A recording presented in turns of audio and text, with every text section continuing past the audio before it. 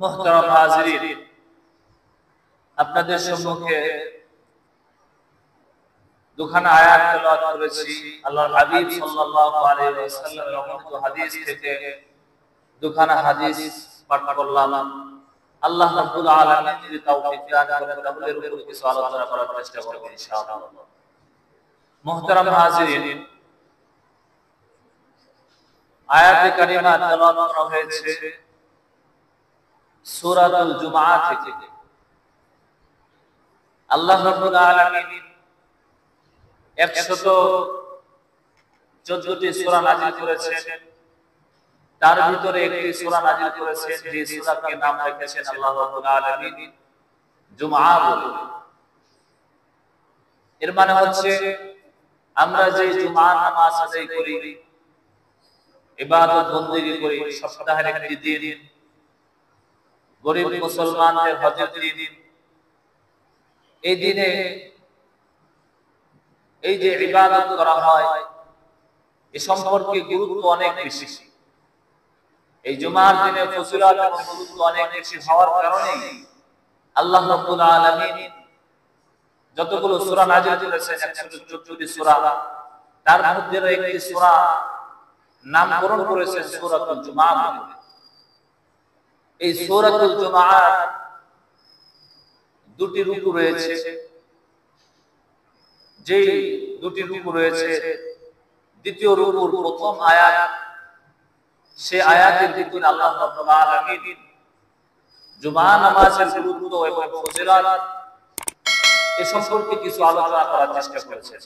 আল্লাহ রাব্বুল আলামিন আলোচনা করেছেন, বলেছেন, মুহতারাম হাজিরিন, জুমআ নামাজ, জুমআ শাব্দিক অর্থ হচ্ছে একত্রিত হওয়া, জমা করা বা জমা হওয়া। এটার ইতিহাস পূর্বের জামানা থেকে চলে আসছে। এমনকি যখন মানবকুল সৃষ্টি হয়নি তখন থেকে আল্লাহ রাব্বুল আলামিন এই জুমআ শব্দটি ব্যবহার হয়ে আসছে। যেমন যখন আল্লাহ রাব্বুল আলামিন মানুষ সৃষ্টি করার ইচ্ছা পোষণ করলেন, তখন আল্লাহ রাব্বুল আলামিন হযরত জিবরাইল আলাইহিস সালামকে বললেন, জিবরাইল, জমিনের বুক থেকে মাটি নিয়ে আসো, যে মাটির মাধ্যমে আমি আদম সন্তান সৃষ্টি করব, মানুষ বানাবো। তো হযরত জিবরাইল আলাইহিস সালাম মাটি নেওয়ার জন্য জমিনে আসলেন, অর্থাৎ জমিনের চামড়া নেওয়ার জন্য। পৃথিবীর যে জমিন, এই জমিনের সব জায়গা থেকে মাটি নিয়ে আল্লাহ রাব্বুল আলামিন মানুষ সৃষ্টি করেছেন। বিভিন্ন জায়গার মানুষ, বিভিন্ন আকৃতির, বিভিন্ন কালার আল্লাহ রাব্বুল আলামিন সৃষ্টি করেছেন। এইজন্য জিবরাইল আলাইহিস সালামকে পাঠালেন জমিন থেকে মাটি নেওয়ার জন্য। জিবরাইল আলাইহিস সালাম মাটি নিতে আসলেন, তো মাটি জবান করে বলতেছে, আল্লাহ রাব্বুল আলামিন আমাকে দিয়ে মানুষ বানাবেন। এই মানুষের কিছু অংশ আল্লাহ রাব্বুল আলামিন জান্নাতে দিবেন, অর্থাৎ আমি মাটিকে কিছু অংশকে জান্নাতে দিবেন, আর আমি মাটির কিছু অংশকে আল্লাহ রাব্বুল আলামিন জাহান্নামে দিবেন। এইজন্য আমি মাটি মানুষ হইতে চাই। জিবরাইল আলাইহিস সালাম এই লজিক শুনে চলে গেলেন, আল্লাহ রাব্বুল আলামিনের কাছে ফেরত গেলেন। আল্লাহ রাব্বুল আলামিন হযরত মিকাইল আলাইহিস সালামকে পাঠালেন। মাটির একই লজিক, একই যুক্তি, আমার কিছু অংশ দ্বারা আল্লাহ রাব্বুল আলামিন জান্নাতে দিবেন, আর কিছু অংশকে জাহান্নামে দিবেন, আগুনে পোড়াবেন। আমি এটা চাই না, আমি মানুষ হতে চাই না। জিবরাইল আলাইহিস সালাম, মিকাইল আলাইহিস সালাম ফেরত চলে গেলেন। ইসরাফিল আলাইহিস সালামকে পাঠালেন। ইসরাফিল আলাইহিস সালামকে একই যুক্তি দিলেন। শেষবার, চতুর্থবার হযরত আজরাইল আলাইহিস সালামকে পাঠানোর পর আজরাইল আলাইহিস সালাম বললেন, আল্লাহ রাব্বুল আলামিন এমনি মাটি দিতে বলছেন, জমিনের চামড়া নেওয়ার জন্য বলছেন। জমিন লজিক পেশ করলে আজরাইল আলাইহিস সালাম বললেন, এখানে আল্লাহ রাব্বুল আলামিনের হুকুম হয়েছে আমার রবের হুকুম হয়েছে, আমি এখানে কারো লজিক কারো যুক্তি আমি শুনবো না। তুমি মাটি তোমার যুক্তি আমি শোনার জন্য আসিনি, আল্লাহ রাব্বুল আলামিনের হুকুম মানার জন্য আমি আসছি। মাটি জমিনের উপর একটা থাপ্পড় দিয়ে হাতের ভিতরে মাটির চামড়া হযরত জিবরাইল আজরাইল আলাইহিস সালাম নিয়ে আল্লাহ রাব্বুল আলামিনের কাছে গেলেন। হযরত আজরাইল আলাইহিস সালামের হাত কি কেমন, সারা পৃথিবীর যত মাটি ছিল সমস্ত মাটির চামড়ার উপর হাত রেখেছে আর চামড়া তুলে দিয়েছে। এইভাবে আদম আলাইহিস সালামকে আল্লাহ রাব্বুল আলামিন সৃষ্টি করলেন। এর মানে হচ্ছে সমস্ত পৃথিবীর মাটিকে একত্রিত করেছেন, জমা করেছেন। এই জন্য ওইখান থেকে এই শব্দগুলো জুমা অর্থাৎ জমা করা শব্দ একত্রিত হয়ে আসছে, ব্যবহার হয়ে আসছে। এইভাবে এই দিন জুমার দিন আল্লাহ রাব্বুল আলামিন আরো অনেকগুলো বিষয়কে একত্রিত করেছেন, এজন্য নামকরণ করা হয়েছে একত্রিত দিন। যেমন আম্মা জান হযরত হাওয়া আলাইহিস সালামকে এই দিনে হযরত আদম আলাইহিস সালামের সাথে একসাথে একত্রিত করেছেন, জান্নাতে একত্রিত করেছেন, দুনিয়ার বুকে পাঠিয়েছেন, তওবা কবুল করেছেন এই জুমার দিন। আল্লাহ রাব্বুল আলামিন পুনরায় আবার আম্মা জান হযরত হাওয়া আলাইহিস সালাম এবং হযরত আদম আলাইহিস সালামকে এই দিনে আবার দুনিয়াতে একত্রিত করেছেন। এই জন্য জুমার দিনের বিশেষ কারণ রয়েছে। জুমার দিনের একত্রিত হওয়ার শব্দ পূর্ব থেকে ব্যবহৃত হয়ে আসছে। পাশাপাশি আল্লাহ রাব্বুল আলামিন এই শব্দ কোরআনের ভিতরে ব্যবহার করেছেন। আল্লাহ রাব্বুল আলামিন সূরা জুমার এই আয়াতের ভিতরে বলেন, ইয়া আইয়ুহাল্লাযীনা আমানু ইযা নুদিয়া লিস-সালাতি মিন ইয়াউমিল জুমআহ। আল্লাহ রাব্বুল আলামিন সূরা জুমার এই আয়াতের ভিতরে বলেন, হে ঈমানদারগণ, যখন জুমার নামাজের আযান হয়, ইযা নুদিয়া লিস-সালাত, জুমার দিন যখন জুমার নামাজের আযান হয়ে যায়, তখন আমার আপনার উচিত আল্লাহ রাব্বুল আলামিন বলতেছেন, ফাসআউ ইলা যিকরিল্লাহ, আল্লাহ তাআলার স্মরণের দিকে কেউ দৌড়াও, ধাবিত হও। এখানে আল্লাহ রাব্বুল আলামিন বলেন, যখনই জুমার নামাজের ওয়াক্ত হয়ে যায়, আযান হয়ে যায়, তখন তুমি জুমার দিকে ধাবিত হও, দৌড়াও। যেমন হাদিসের ভিতরে মাসআলার ভিতরে আসছে, অন্যান্য নামাজের ক্ষেত্রে যদি নামাজের সময় হয়ে যায়, নামাজের দিকে আসার কথা বলেছেন, জামাতে শরীক হওয়ার কথা বলেছেন, কিন্তু যদি জামাত ছুটে যায়, জামাত ছুটে যাওয়ার ভয় হয়, আর যদি কেউ দৌড়ায়, হাদিসে মাসআলার ভিতরে আসছে দৌড়ানো যাবে না, তুমি দৌড়াইও না, স্বাভাবিকভাবে তুমি জামাতে শরীক হও। কিন্তু জুমার নামাজের গুরুত্ব এত বেশি হওয়ার কারণে আল্লাহ রাব্বুল আলামিন বলতেছেন, ফাসআউ ইলা যিকরিল্লাহ, আল্লাহ তাআলার স্মরণের দিকে জুমার নামাজের দিকে তোমাকে দৌড়াইতে হবে। কারণ দৌড়াতে মানে প্রতিযোগিতা করতে হবে। কোরআনের এক জায়গায় আল্লাহ রাব্বুল আলামিন বলেন, ওয়াসারিউ ইলা মাগফিরাতিন মির রাব্বিকুম ওয়া জান্নাতিন আরদুহাস সামাওয়াতু ওয়াল আরদ, ওয়াসারিউ ইলা মাগফিরাহ, তোমরা আল্লাহ তাআলার রহমতের দিকে, আল্লাহ তাআলার ক্ষমার দিকে দৌড়াও, আর আল্লাহ তাআলার জান্নাতের দিকে ধাবিত হও, দৌড়াও, প্রতিযোগিতা করো। কারণ হাদিসে পাকের ভিতরে আল্লাহর হাবিব সাল্লাল্লাহু আলাইহি ওয়াসাল্লাম বলেছেন, জুমার দিন এমন কিছু আমল আছে যে আমলটা করলে আল্লাহ রাব্বুল আলামিন বান্দার বাড়ি থেকে মসজিদে আসা পর্যন্ত প্রতি কদমে 1 বছর নফল নামাজের সওয়াব দান করবেন। বলেন সুবহানাল্লাহ। প্রতি কদমে আল্লাহ রাব্বুল আলামিন 1 বছর নফল নামাজের সওয়াব দান করবেন। যদি বাড়ি থেকে আসার পথে 100 কদম হয়, তাহলে 100 কদমের সওয়াব আল্লাহ রাব্বুল আলামিন লিখে দিবেন। আর যদি 200 কদম হয় 300 কদম হয় এইভাবে যত কদম হবে তত বছরের নফল নামাজের সওয়াব আল্লাহ রাব্বুল আলামিন বান্দার আমলনামায় লিখে দিবে। শুধু এতটুকু নয়, হাদিসের ভিতরে রাসূল বলেন যদি কোনো বান্দা বাড়ি থেকে নামাজ পড়ার উদ্দেশ্যে আল্লাহর ঘর মসজিদে আসে জুমা নামাজ আদায় করার উদ্দেশ্যে, রাসূলুল্লাহ সাল্লাল্লাহু আলাইহি ওয়াসাল্লাম বলেন এক বছর নফল নামাজ পড়তে গেছে, আবার আশেপাশে প্রতি কদমে আল্লাহ রাব্বুল আলামিন এক বছর নফল রোজার সওয়াব তার আমলনামায় লিখে দেন। বলেন সুবহানাল্লাহ। যত কদম হবে তত সওয়াব আল্লাহ রাব্বুল আলামিন লিখবে, তত বছরের নফল রোজা, তত বছরের নফল নামাজের সওয়াব আমলনামায় চলে আসবে। আর হাদিসের ভিতরে রাসূলুল্লাহ সাল্লাল্লাহু আলাইহি ওয়াসাল্লাম বলেন মানে ওয়াতাসালা ইয়াউমাল জুমআতি ওয়া ওয়াসালা, জুমার দিন যদি 6টি আমল করতে পারে, এক নাম্বার হচ্ছে মানে ওয়াতাসালা ইয়াউমাল জুমআতি ওয়া ওয়াসালা, পরিষ্কার উত্তম রূপে গোসল করা, পরিষ্কার পরিচ্ছন্নতার কাজ ছেড়ে উত্তম রূপে গোসল যদি করে এক নাম্বার।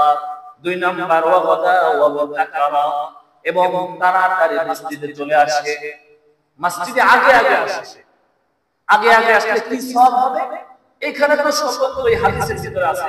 আর হাদিসের ভিতরে রাসূলুল্লাহ সাল্লাল্লাহু আলাইহি ওয়াসাল্লাম বলেন, আল্লাহর হাবিব সাল্লাল্লাহু আলাইহি ওয়াসাল্লাম বলেন মানে ওয়াসালা ইয়াউমাল জুমআতি গসলাল জানাবা, আল্লাহর কোন বান্দা যদি জুমার দিন জানাজাতের গোসলের মতন গোসল করে, অর্থাৎ ফরজ গোসল করে যেভাবে উত্তম রূপে গোসল করে ওইভাবে যদি কেউ উত্তম রূপে গোসল করে, এরপরে ফাকাআন্নামা সুম্মা রাহা ফাকাআন্নামা কররাবা বাদানাতাম, যদি সর্বপ্রথম মসজিদে চলে আসে আল্লাহ রাব্বুল আলামিন তার আমলনামায় একটি উট কুরবানির সওয়াব তার আমলনামায় লিখে দিবে। সর্বপ্রথম যে ব্যক্তি জুমার দিন জুমার নামাজের জন্য আসবে। দুই নম্বরে যে আসবে ওয়ামান রাহা ফিস সাআতি তানিয়াতি ফাকাআন্নামা কররাবা বাকরাতান, যে ব্যক্তি দুই নম্বরে অর্থাৎ দ্বিতীয় ব্যক্তি হবে মসজিদে আসা, অর্থাৎ জুমার নামাজ আদায় করতে যে ব্যক্তি দুই নম্বরে মসজিদে উপস্থিত হবে আল্লাহ রাব্বুল আলামিন তার আমলনামায় একটি গরু কুরবানির সওয়াব তার আমলনামায় লিখে দিবে। তিন নম্বর ওয়ামান রাহা ফিস সাআতি তালিসাতি ফাকাআন্নামা কররাবা কাবশান আকরানা, যে ব্যক্তি তিন নম্বরে মসজিদে প্রবেশ করবে জুমার নামাজ আদায় করার জন্য আল্লাহ রাব্বুল আলামিন তার আমলনামায় একটি দুম্বা কুরবানির সওয়াব তার আমলনামায় লিখে দিবে। তিন নম্বর। চার নম্বরে যে প্রবেশ করবে মসজিদে জুমার নামাজ আদায় করার জন্য ওমান রাহা ফিস সাআতি রাবিআতি ফাকাআন্নামা কররাবা দাজাতান, যে ব্যক্তি চার নম্বরে জুমার নামাজ আদায় করার জন্য মসজিদে প্রবেশ করবে আল্লাহ রাব্বুল আলামিন তার আমলনামায় একটি মুরগি সদকা করলে যে পরিমাণ সওয়াব হবে সেই পরিমাণ সওয়াব তার আমলনামায় লিখে দিবেন। বলেন সুবহানাল্লাহ। 4 নাম্বার। 5 নাম্বার যে প্রবেশ করবে ওয়ামান রাহা ফিস সাআতি খামিসাতি ফাকাআন্নামা কররাবা বাইদাতান, যে ব্যক্তি 5 নাম্বারে জুমা নামাজ আদায় করার জন্য মসজিদে প্রবেশ করবে আল্লাহ রাব্বুল আলামিন তার আমলনামায় একটি ডিম আল্লাহর রাস্তায় সদকা করলে যে পরিমাণ সওয়াব হবে সেই পরিমাণ সওয়াব তার আমলনামায় আল্লাহ রাব্বুল আলামিন লিখে দিবে। এইভাবে আমল লিখতেই থাকবেন। কোন পর্যন্ত লিখবেন? তারপরে যে আসবে 6 নাম্বার 7 নাম্বার এভাবে ধারাবাহিকভাবে যে আসবে তার আমলনামায় আল্লাহ রাব্বুল আলামিন প্রত্যেকের জন্য একটি ডিম আল্লাহর রাস্তায় দান করলে সদকা করলে যে পরিমাণ সওয়াব হবে সেই পরিমাণ সওয়াব প্রত্যেকের আমলনামায় লিখে দিবেন। কোন পর্যন্ত? ফাইদা ফারাদাল ইমাম হাদারাতিল মালায়েকা ইসতামিউনা যিকরা, ওই পর্যন্ত ফেরেশতারা সওয়াব লিখতে থাকবেন যেই পর্যন্ত ইমাম সাহেব যখন খুতবার জন্য মসজিদে প্রবেশ করবেন ওই পর্যন্ত লিখতে থাকবেন। তখন ফেরেশতারা তাদের লেখা বন্ধ করে আমলনামা লেখা বন্ধ করে মসজিদে ভিতরে চলে আসবে ইমাম সাহেবের খুতবা শোনার জন্য। এই পর্যন্ত সওয়াব লেখা হবে। এজন্য আগে আসার কি পরিমাণ সওয়াব, একটি উট কুরবানির সওয়াব সর্বপ্রথম যে আসবে আগে আসার চেষ্টা করব ইনশাআল্লাহ। প্রতিযোগিতা করা। রাসূলুল্লাহ সাল্লাল্লাহু আলাইহি ওয়াসাল্লাম বলেন প্রথম কাতারে কি পরিমাণ সওয়াব হয় নামাজ পড়লে, এটা যদি আমার উম্মত জানতো তাহলে প্রত্যেকেই হামাগুড়ি দিয়ে, বাচ্চারা যেভাবে হামাগুড়ি দিয়ে একটা জিনিস ধরার চেষ্টা করে, অর্থাৎ কষ্ট হলেও প্রত্যেকেই প্রথম কাতারে নামাজ পড়ার জন্য হামাগুড়ি দিয়ে হলেও মসজিদে চলে আসে। আর হাদিসের ভিতরে রাসূল বলেন যদি প্রথম কাতারে সওয়াব আমার উম্মত জানতো তাহলে এটার জন্য লটারি হতো, বলতো যে প্রথম কাতারে 30 জন লোক দাঁড়াবে অথচ মসজিদের লোক হচ্ছে 100 জন, তাহলে লটারি হতো যে 30 জনের নাম আসবে তারাই সেই ছাত্র প্রথম কাতারে দাঁড়াতে পারবে। এজন্য প্রথম কাতারের ফজিলত আল্লাহর হাবিব সাল্লাল্লাহু আলাইহি ওয়াসাল্লাম অনেক গুণ করেছেন, অনেক ফজিলত। এজন্য প্রথম কাতারে এসে নামাজ পড়ার সওয়াব অনেক বেশি।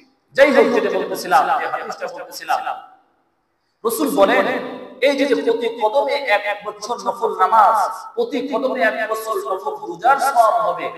এটা হচ্ছে 6টি আমল করলে। এক নাম্বার হচ্ছে উত্তম রূপে ওযু গোসল করা, উত্তম রূপে গোসল করা। 2 নাম্বার হচ্ছে তাড়াতাড়ি মসজিদে আসা। 3 নাম্বার ওয়া মাশা ওয়া লাম ইয়ারকাব। 3 নাম্বার হচ্ছে পায়ে হেঁটে মসজিদে আসার চেষ্টা করা, যানবাহনে নয়। তবে যদি কোনো ওযর থাকে তাহলে যানবাহনে আসতে পারে। ওযর ছাড়া পায়ে হেঁটে আসলে সওয়াব বেশি। ওয়া মাশা ওয়া লাম ইয়ারকাব, রাসূল বলেন পায়ে হেঁটে আসলে ওয়া লাম ইয়ারকাব, কোন সওয়ারের উপরে সওয়ার হলো না। 3 নাম্বার 4 নাম্বার ওয়াদানা মিনাল ইমাম সাহেবের কাছাকাছি বসার চেষ্টা করা। আমরা বসি যেখানে আমাদের সুবিধা হয়, যেখানে পিঠ ঠেকায় বসতে পারি, যেখানে একটু মজা করে বসতে পারি, যেখানে ফ্যান চলে, যেখানে বাতাস একটু বেশি লাগে, এই জায়গায় আমরা বসার চেষ্টা করি। কিন্তু রাসূল বলেন কি ওয়াদানা মিনাল ইমামের কাছাকাছি বসার চেষ্টা করা। তবে হ্যাঁ, মসজিদে এসে দেখলেন মসজিদ ভরে গেছে, আপনি পিছনে যেখানে জায়গা পান সেইখানে বসবেন। তবে এই যে ওয়াদানা মিনাল ইমাম সাহেবের কাছাকাছি বসার চেষ্টা করা, এই আমল করতে যে মানুষের ঘাড় ঠিক যাবে, রাসূল আবার বলেন যে ঘাড় ঠিক যাবে, কেউ যেন ঘাড় না দিয়ে শেষ না আসে। অর্থাৎ কাউকে কষ্ট দিয়ে কারো ঘাড়ের উপরে ডিঙ্গিয়ে এসে আপনি প্রথম কাতারে বসবেন, ইমাম সাহেবের কাছাকাছি বসার চেষ্টা করবেন, তখন আপনার সওয়াব হবে না। এটা হচ্ছে 4 নাম্বার ওয়াদানা মিনাল ইমাম সাহেবের কাছাকাছি বসার চেষ্টা করা। এরপর রাসূলুল্লাহ সাল্লাল্লাহু আলাইহি ওয়াসাল্লাম বলেন 5 নাম্বার ওয়া আনসাতা, 5 নাম্বার হচ্ছে মনোযোগ সহকারে দিলের কান দিয়ে খুতবা শ্রবণ করা, দিলের কান দিয়ে খুতবা শ্রবণ করা। তাহলে দেখবেন আপনার ভিতরে আলাদা একটা রহমত আসবে। আমরা খুতবার সময় অমনোযোগী হই, খুতবার সময় ভালো করে খেয়াল করি না খুতবা কি পড়া হয়েছে, দিল থাকে অন্য জায়গা। অথচ অনেকে চায়ে থেকে ইমাম সাহেবের দিকে চায়ে রয়েছে ঠিক হই, কিন্তু দিল এখানে নাই, দিল রয়েছে অন্য জায়গা। রাসূল বলেন মনোযোগ সহকারে খুতবা শ্রবণ করা 5 নাম্বার। 6 নাম্বার হচ্ছে ওয়ালাম ইয়ালু, রাসূলুল্লাহ সাল্লাল্লাহু আলাইহি ওয়াসাল্লাম বলেন 6 নাম্বার ওয়ানার্থক কোন কাজ করলো না। অনার্থক কাজ কি? নখ কাটাকাটি করা, এই যে জামা কাপড় ঠিক করা, মাথা চুলকানো, অথবা পাথর, আগে জামানা রাসূলুল্লাহ সাল্লাল্লাহু আলাইহি ওয়াসাল্লাম জামানায় পাথর থাকতো, পাথর নিক্ষেপ করা, মানে কাউকে চুপ করতে বলতো না, একটু ছোট পাথর নিয়ে তার শরীরে মারতে বলতো, এর উদ্দেশ্য চুপ করো। এরকম কাজ করলো না, অনার্থক কাজ যেগুলা, এরকম অনার্থক কোনো কাজ করলো না। রাসূল বলেন এই হাদিসের শেষ অংশে বলেন কানা লাহু বিকুল্লি খুতওয়াতিন আমালু হাসানা, প্রত্যেক কদমে আল্লাহ রাব্বুল আলামিন 1 বছর নফল ইবাদতের সওয়াব তার আমলনামায় দান করেন। সুবহানাল্লাহ। আর হাদিসের ভিতর রাসূলুল্লাহ সাল্লাল্লাহু আলাইহি ওয়াসাল্লাম বলেন মান তাওয়াজ্জা ফা আহসানাল ওযুআ সুম্মা আতাল জুমআ, আল্লাহর কোন বান্দা যদি বাসা থেকে সুন্দর করে ওযু করে আসে, সুন্দর করে ওযু করে, সুম্মা আতাল জুমআ, অথবা যদি গোসল করে আসে তাও হবে, সমস্যা নেই। ওযু অথবা গোসল উত্তম রূপে করে আসার পর সুম্মা আতাল জুমআ, জুমার নামাজের ভিতরে আসলো, ওয়া আনসাফা, রাসূল বলেন আনসাফা ফাসমা, খুতবা মনোযোগ সহকারে শুনলেন, ওয়ালাম ইয়ালু, অনার্থক কোনো কাজ করলো না। আল্লাহর হাবিব সাল্লাল্লাহু আলাইহি ওয়াসাল্লাম বলেন গুফিরা লাহু মা বাইনাল জুমআতি ইলাল জুমআ, এক জুমা থেকে অপর জুমা পর্যন্ত বান্দার আমলনামায় যে পরিমাণ গুনাহ হয়েছে, অন্য জুমায় অর্থাৎ এই জুমায় আপনি শরীক হয়েছেন, আগামী জুমায় শরীক হবে, এই দুই জুমার গ্যাপের ভিতরে যে গুনাহ হয়েছে রাসূল বলেন ওই আগামী জুমা পড়ার কারণে আল্লাহ রাব্বুল আলামিন তার এক সপ্তাহের জিন্দেগীর গুনাহ রাশি আল্লাহ maaf করে দেন ওয়া জিয়াদাতু সালাতাতি আইয়াম হাদিসের পরের অংশ বলেন আরো 3 দিন অতিরিক্ত অর্থাৎ জুমার নামাজ যদি কেউ পড়ে আল্লাহ রাব্বুল আলামিন তার 10 দিনের গুনাহ maaf করে দেন সুবহানাল্লাহ তবে ওমান নাসাল ফাসাদ ক্বাবলাহু যদি কেউ অনার্থক কাজ করলো যদি কোনো কঙ্কর পাথর ধরলো সেজন্য অনার্থক কাজ করলো অনার্থক কাজ করা যাবে না কোটাকুটি অমনোযোগী হওয়া এগুলো করা যাবে না যদি এগুলো না করি সুন্দরভাবে নামাজ পড়ি আল্লাহ রাব্বুল আলামিন এই সওয়াব আমার আপনার আমলনামায় দিবেন গফিরা লাহু মা বাইনা জুমাতি ইলা জুমআ এক জুমা থেকে অপর জুমা ও জিয়াদাতু সালাতাতি আইয়াম এবং আরো 3 দিন অতিরিক্ত আল্লাহ রাব্বুল আলামিন দান করবেন মুহতারাম হাজিরিন জুমা নামাজের ফজিলত খুব অনেক বেশি আমার আপনার উচিত যখন জুমা নামাজের আযান হয়ে যায় ফাসআউ ইলা যিকরিল্লাহ সাথে সাথে আল্লাহর জিকিরের জন্য অর্থাৎ নামাজের জন্য দৌড়ানো ফাসআউ ইলা যিকরিল্লাহ ওয়া যারুল বাই' তবে দুনিয়ার সাংসারিক যত কাজ আছে সব ছেড়ে দিতে হবে সাংসারিক সব কাজ ছেড়ে দিয়ে যখনই জুমা নামাজের আযান হবে তখনই আপনার মসজিদে জুমা নামাজ আদায় করার জন্য মসজিদে চলে আসতে হবে তাহলে কি হবে আল্লাহ রাব্বুল আলামিন বলতেছেন ফাসআউ ইলা যিকরিল্লাহি ওয়া যারুল বাই' যালিকুম খায়রুল লাকুম এটা তোমাদের জন্য কল্যাণকর হবে আল্লাহ বলতেছেন যালিকুম খায়রুল লাকুম এটা তোমাদের জন্য অনেক কল্যাণকর হবে ইন কুনতুম তা'লামুন যদি তোমরা জানতে কেমন কল্যাণ হবে এই আয়াতের পরের আয়াতে আল্লাহ রাব্বুল আলামিন বলেন ফাইদা কুদিয়াতিস সালাতু ফান্তাশিরু ফিল আরদ যখন জুমার নামাজ শেষ হয়ে যাবে এখানে এই আয়াতের ভিতরে আল্লাহ রাব্বুল আলামিন জুমারটা উল্লেখ করেন নাই ফাইদা কুদিয়াতিস সালাত এখানে বলছেন যে নামাজ শেষ হয়ে যাবে ফান্তাশিরু ফিল আরদ জমিনের ভিতরে চলে যাও অর্থাৎ তোমাদের কর্মস্থলে তোমরা চলে যাও কর্মস্থলে যাওয়ার পর ওইখানে বরকত দিবেন আল্লাহ রাব্বুল আলামিন কারণ আপনি আল্লাহর জন্য সন্তুষ্টির জন্য নামাজ আদায় করলে জুমা নামাজ আদায় করলেন আল্লাহ রাব্বুল আলামিন খুশি হয়ে আপনার জীবিকার যে উপার্জনের যে রাস্তা এই রাস্তার ভিতরে উপার্জনের ভিতরে আল্লাহ রাব্বুল আলামিন বরকত দান করবেন এজন্য মুহতারাম হাজিরিন বরকত পেতে হলে আল্লাহর ঘর মসজিদে আসতে হবে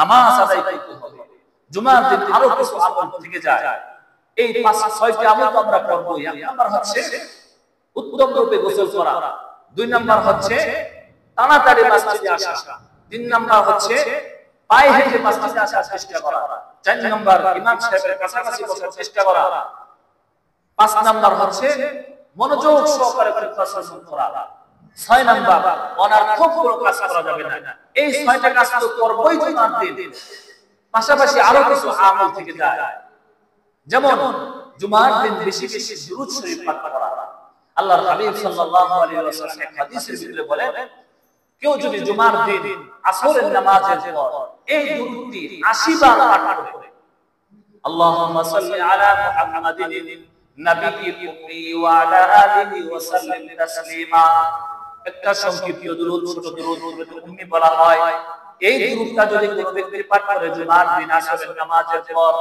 নামাজের স্থানে বসে 80 বার যদি পাঠ করে আল্লাহ রাব্বুল আলামিন তার 80 বছরের জিন্দেগীর গুনাহ রাশি মাফ করে দিবেন যদি তার 80 বছর না হয় মনে করেন আপনার বয়স 30 আপনি 80 বার পাঠ করলেন আল্লাহ তো ওয়াদা করেছেন রাসূল বলেছেন তার 80 বছরের জিন্দেগীর গুনাহ রাশি মাফ হবে যদি তার 80 বছর না হয় তার বাবার যদি 80 বছর হয় ওইখান থেকে আল্লাহ তাআলা এখান থেকে নিয়ে ওইখানে চলে দিবেন বাবার আমলনামার গুনাহ মাফ করে দিবেন মার আমলনামার গুনাহ মাফ করে দিবেন এইজন্য জুমার দিন আসরের নামাজের পর নামাজের স্থানে বসে আল্লাহুম্মা সাল্লি আলা মুহাম্মাদিন নাবিয়্যিল উম্মি ওয়া আলা আলিহি ওয়া সাল্লিম তাসলিমা এই দুরূদটা 80 বার পাঠ করা অল্প সময় লাগে আল্লাহুম্মা সাল্লি আলা মুহাম্মাদিন নাবিয়্যিল উম্মি ওয়া আলা আলিহি ওয়া সাল্লিম তাসলিমা এই দুরূদটা আমরা বেশি বেশি পাঠ করতে পারি শুধু এই দুরূদ নয় যখন সুযোগ হয় তখন বেশি বেশি জুমার দিন দুরূদ শরীফ পাঠ করার চেষ্টা করা দুই নাম্বার আরেকটি আমল সেই আমলটি হচ্ছে জুমার দিন সূরাতুল কাহাফ তেলাওয়াত করা যদি কেউ জুমার দিন সূরা কাহাফ তেলাওয়াত করে, সূরাতুল কাহাফ যদি কেউ তেলাওয়াত করে, আল্লাহ রাব্বুল আলামিন তাকে দুইটা পুরস্কার দিবেন। একটি পুরস্কার হচ্ছে দাজ্জালের ফিতনা থেকে আল্লাহ তাআলা তাকে হেফাজত করবেন। কারণ দাজ্জালের ফিতনা এমন ফিতনা হবে আমাদের মতো সাধারণ মুসলমান তার খপ্পরে পড়ে যাওয়ার সম্ভাবনা আছে। এইজন্য যদি কেউ জুমার দিন সূরাতুল কাহাফ তেলাওয়াত করে, আল্লাহ রাব্বুল আলামিন দাজ্জালের ফিতনা থেকে হেফাজত করবেন। দুই নাম্বার হচ্ছে আল্লাহ রাব্বুল আলামিন যে পুরস্কার দেন সূরা কাহাফ তেলাওয়াত করার কারণে, সেটি হচ্ছে এক সপ্তাহের গুনাহ আল্লাহ তাআলা মাফ করে দেবেন। এক জুমা থেকে আরেক জুমা যদি কেউ সূরা কাহাফ তেলাওয়াত করে, এর ভিতরে যদি কোনো গুনাহ হয়ে যায় আল্লাহ রাব্বুল আলামিন ক্ষমা করে দেবেন। দুই নাম্বার।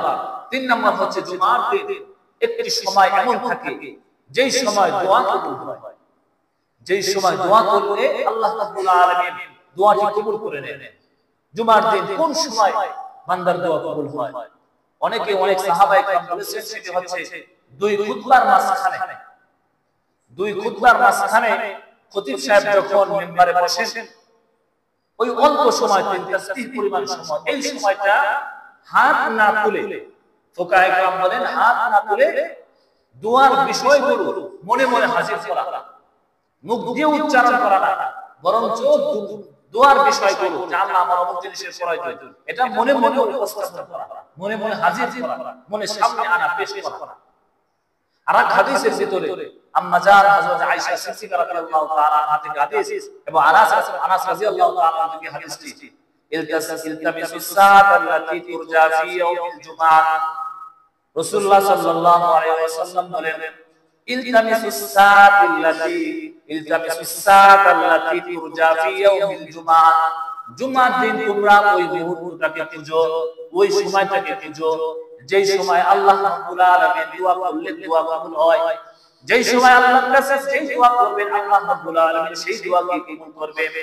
সেটি হচ্ছে জুমার দিন। ইলতামিসুস সাআত আল্লাতী তুরজা ফি ইয়াউমিল জুমআহ, সেটি হচ্ছে বাদাল আসরি ইলা গায়বুবাতিশ শামসি। বাদাল আসরি, আসরের পর থেকে ইলা গায়বুবাতিশ শামস, সূর্য ডোবা পর্যন্ত, অর্থাৎ আসরের পর থেকে নিয়ে সূর্য ডোবা পর্যন্ত এই সময় দোয়া করলে দোয়া কবুল। এটা হচ্ছে আনাস রাদিয়াল্লাহু তাআলা আনহু হাদিস, এবং আম্মা জান হযরত আয়েশা সিদ্দিকা রাদিয়াল্লাহু তাআলা আনহা হাদিস। এজন্য এই দুই সময়, বিশেষ করে এই দুই সময় আমরা আল্লাহর কাছে বেশি থেকে বেশি দোয়া করতে পারি। দুই খুতবার মাঝখানে দোয়ার বিষয়গুলো হাজির করতে পারি। আরেকটি হচ্ছে আসরের নামাজের পর আল্লাহর কাছে কান্নাকাটি করে, বিশেষ করে সূর্য ডোবার আগ মুহূর্তে ইলা গায়বুবাতিশ শামস, যখন সূর্য ডুবে যাবে ভাব তার 10 মিনিট 15 মিনিট 20 মিনিট আগে থেকে জায়নামাজে বসে মসজিদে এসে আল্লাহর কাছে কান্নাকাটি করা। আল্লাহ রাব্বুল আলামিনের কাছে যে দোয়া করবে আল্লাহ রাব্বুল আলামিন আপনার দোয়াকে অবশ্যই কবুল করবেন। আমি আর আপনি মনে করি যে আমাদের দোয়া হয়তো কবুল হয় না, আমাদের বান্দার প্রত্যেকটা দোয়াকে আল্লাহ রাব্বুল আলামিন কবুল করবেন। প্রত্যেকটা দোয়াকে হয়তো তাৎক্ষণিক আল্লাহ রাব্বুল আলামিন দেন না, প্রয়োজন হইতে পারে এমন সময় আল্লাহ রাব্বুল আলামিন ওই যে দোয়া করেছিলেন আগে, ওই দোয়ার বরকতে আল্লাহ রাব্বুল আলামিন ওই বিপদটা আল্লাহ দূর করে দেন, এমন হতে পারে। অথবা দুনিয়াতে না দিলেও আখিরাতে আল্লাহ দিবেন। কারণ আল্লাহ রাব্বুল আলামিন তো জানেন বান্দার প্রয়োজন কখন, বান্দার প্রয়োজন কখন। যেমন একজন সন্তান যদি দুপুর বেলা ভরপুর খাওয়ার পর, পেট ভরে খাওয়ার পর যদি বাবাকে বলে, বাবা আমাকে একটু সিঙ্গারা খাওয়ার জন্য টাকা দাও, একটু পুরি খাবো, পুরি বাস্তাছে পুরি খাবো, তো বাবা কি বলবে? এখন খেও না, আসরের পরে খেও। এখন খেও না, এখন তো তোমার প্রয়োজন, আসরের পরে খেও। তো বাবা তো জানে না সন্তান এখন প্রয়োজন নেই, এখন তার চোখের চাহিদার কারণে হচ্ছে, কিন্তু প্রয়োজন হবে খিদা লাগবে আসরের পরে অথবা সন্তান পর তখন খেও বাবা। এইজন্য আল্লাহ রাব্বুল আলামিন আমাদের উত্তম অভিভাবক, আল্লাহ রাব্বুল আলামিন আমাদের উত্তম অভিভাবক। তিনি অভিভাবক হিসেবে আমাদের জানেন। আমি তো দোয়া করতে যে সবসময় দোয়া করি, কিন্তু হয়তো মনে করি আমার দোয়া আল্লাহ কবুল করেন না। বান্দার প্রত্যেকটা দোয়াকে আল্লাহ কবুল করেন, হয়তো তাৎক্ষণিক দান করেন না, পরে দান করেন। পরে দান না করলেও কিয়ামতের ময়দানে আল্লাহ রাব্বুল আলামিন এই দোয়ার ফলাফল দান করবেন। আল্লাহ রাব্বুল আলামিন আমাদের সকলকে জুমার নামাজের জন্য আগে আগে মসজিদে আসা তৌফিক দান করুন। ওয়া আখির দাওয়ানা আনিল হামদুলিল্লাহি রাব্বিল আলামিন।